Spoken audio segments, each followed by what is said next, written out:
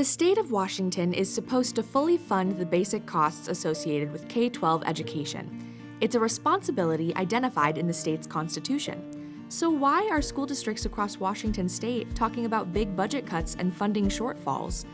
The fact is, as Washington state's overall budget has grown, the percentage dedicated to funding K-12 education has lagged.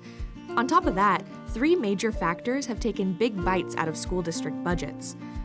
The first factor is that student support needs are growing. Washington students experience higher rates of mental health disorders than national averages, and teachers report seeing an uptick in challenging behaviors in younger students since the pandemic. School districts use temporary federal pandemic relief funding to fill the gap between actual student needs and what the state funds for counselors, school nurses and psychologists, academic recovery and prevention programs, and more. While student needs remain, those temporary federal funds and the help they provide are going away this year. The second major factor is insufficient special education funding. Special education is a state and federal requirement, but in the 2022-23 school year alone, it was underfunded by nearly $530 million statewide. Many school districts had to use local levy funds to fill the gap.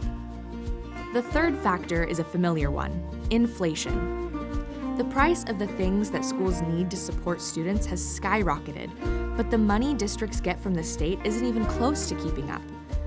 Everything is more expensive, including staff salaries, insurance, utilities, food, and transportation.